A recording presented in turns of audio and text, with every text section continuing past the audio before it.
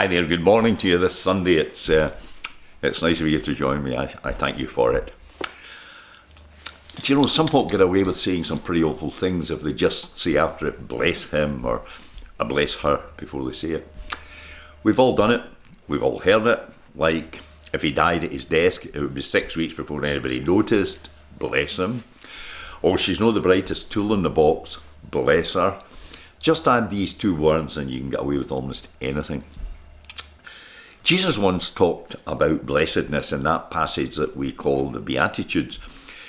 And I think it's pretty clear from what he said that happiness doesn't depend on outward circumstances.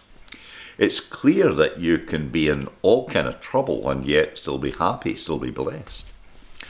Oprah Winfrey in one of her shows decided to give each of the members of the audience a new car. They looked shocked, they were ecstatic, they screamed, they jumped about.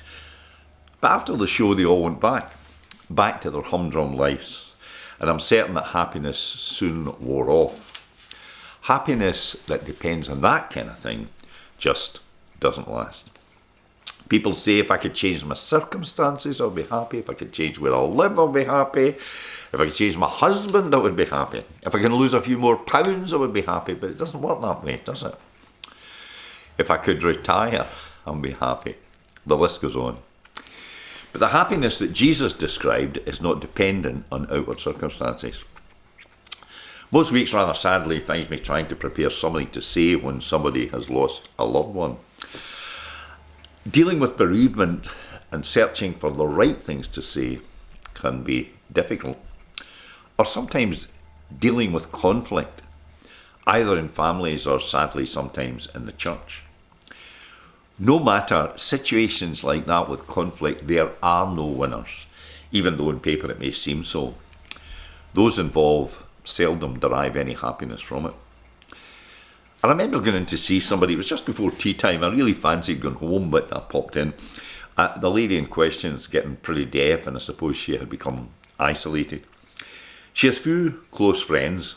Her bosom buddy, because of dementia, is now living elsewhere.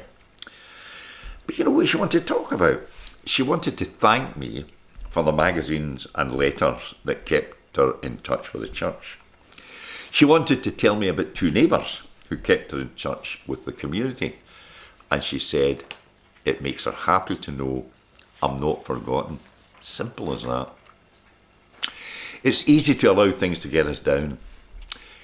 It's easy to be happy when you're young and healthy and the world's going your way. But life is not always that easy. She had discovered something more. Yeah, Jesus talked about blessedness, and I think from what he said, it's connected to do with the kind of person you are.